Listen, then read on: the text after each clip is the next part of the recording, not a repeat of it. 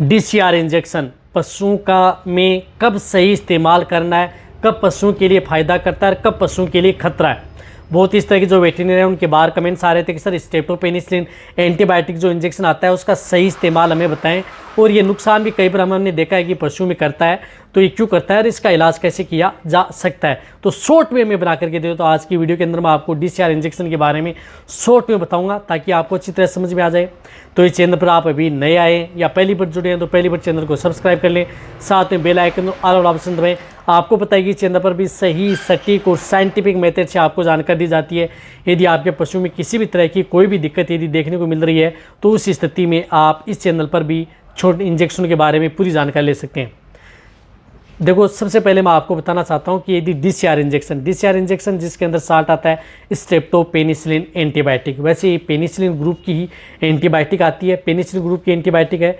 वैसे ये इंजेक्शन आपके पशुओं के लिए बहुत ज़्यादा सेफ रहता है। ये किसी भी तरह की जो बीमारी है उस स्थिति में उपयोग किया जाता है, जैसे यदि आपके पशु में सर्दी, जुकाम, बुखार, निमोनिया, खांसी, यदि पशु में किसी भी तरह की खांसी, जुकाम, बुखार, निमोनिया की शिकायत हो गई है तो वहाँ पर आप इस प्रकार DCR इंजेक्शन का उपयोग कर सकते हैं। यह 2.5 ग्राम में उपलब्ध होता है और 5 ग्राम के अंदर भी ये उपलब्ध होता है और जेनेक्स का आता है।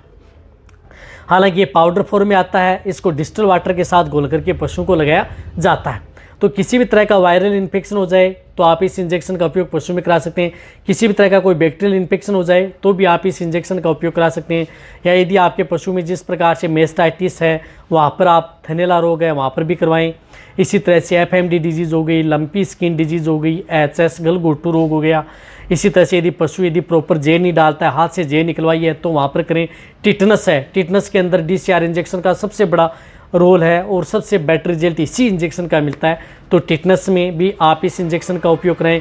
इसी तरह से इस इंजेक्शन का उपयोग यदि पशुओं के शरीर पर कहीं पर घाव, फोड़े, फुंसी हो गए, यानी कहीं पर भी यदि घाव हो गया है तो पशुओं के घाव को जल्दी भरने के लिए, यानी पशुओं का घाव जल्दी भर जाए तो उस स्थिति में भी आप इस DCR इंजेक्शन का उपयोग पशुओं में करवाया जा सकता है, जो कि पशुओं के लिए सेफ इंजेक्शन होता है। इसी तरह से पशु में जिस प्रकार से एक्टिनोमाइसिस है, अदर जो पशुओं की जीभ हार्ड हो गई, अदर कोई दिक्कत हो गई है तो वहाँ पर भी आप इस इंजेक्शन का उपयोग कराया जा सकता है। कहने का मतलब है कि इस एंटीबायोटिक इंजेक्शन का उपयोग लगभग तरह की बीमारी है वहाँ पर कराया जाता है। इसी तरह से आपको चाहे इस इंजेक्शन का उपयोग गाय, भैंस हो, भेड़, बकरी हो या बड़े एनिमल्स हो, उन सभी में आप इस DCR इंजेक्शन का उपयोग करवाया जा सकता है।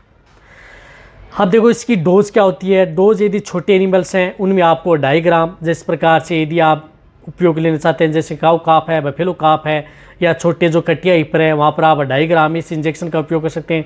जिस तरह से गाय, भैंस है जिनका बॉडी वेट 400-500 kg से ऊपर है तो वहाँ पर आप 5 ग्राम इस इंजेक्शन का उपयोग सिर्फ और सिर्फ इंट्रामस्कुलर, ये इंजेक्शन सिर्फ मांस में लगता है और ये इंजेक्शन लगातार आप 2 दिन, 3 दिन, 4 दिन, जब तक यदि पशु ठीक नहीं हो पाता है तो ये इंजेक्शन लगाया जाता है।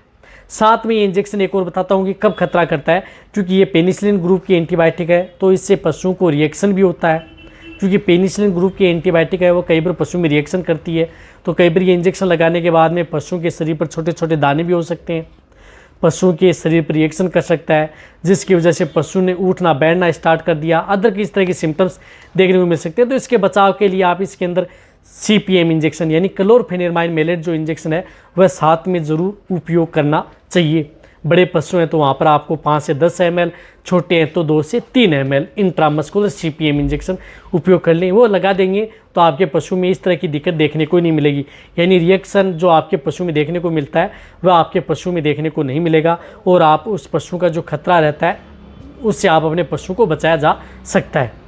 लेकिन ये इंजेक्शन जैसे मैंने बताया कि यदि आपका पशु प्रेग्नेंट है, नॉन है, सभी तरह के पशुओं के लिए वैसे सेफ इंजेक्शन होता है, कोई नुकसान आपके पशु में नहीं करता है। यदि नुकसान जो मैंने बताया कि एलर्जी जो नुकसान करता है तो उसके साथ में जो मैंने इंजेक्शन बताया CPM इंजेक्शन का उपयोग ज़रूर करवा लेना चाहिए, उसके बाद में इंजेक्शन ऐसा नहीं करता है। साथ में इंजेक्शन यदि पशु में जिस प्रकार से जैसे बताया कि 2 दिन, 3 दिन, 4 दिन, वैसे जिस तरह से पशु ठीक नहीं होता है उस तरह की स्थिति में इंजेक्शन लगाया जाता है। और वैसे पशु में यदि घाव, फोड़े, फुंसी हो गए तो वहाँ पर ये इंजेक्शन लंबे समय तक भी प्रयोग किया जाता है। हालांकि जो एंटीबायोटिक इंजेक्शन है, इस एंटीबायोटिक इंजेक्शन से आपके जो दूध देने वाले पशुओं में दूध की मात्रा कम ज़रूर होती है, लेकिन फिर आपका पशु जब ठीक हो जाता है तो उसके बाद में पशु में दूध की मात्रा पहले की तरह बन जाती है। तो आप अच्छी तरह समझ गए होंगे कि DCR इंजेक्शन पशु में कब फायदा, कब नुकसान, कब खतरा करता है। तो ये वीडियो जितना हो सकता है पशुपालक है, वेटरनरी उनके साथ शेयर करें। इसी तरह की नॉलेज वीडियो आपको चंद ऐसी मिलती है। कोई भी इंजेक्शन के बारे में आपको शॉर्ट में जानकारी लेनी है, नीचे जाके कमेंट्स में लिखिए, उसी के अंदर आपको डिटेल से बता दिया जाए। इसी तरह से वीडियो देखते रहिए। थैंक्स, धन्यवाद।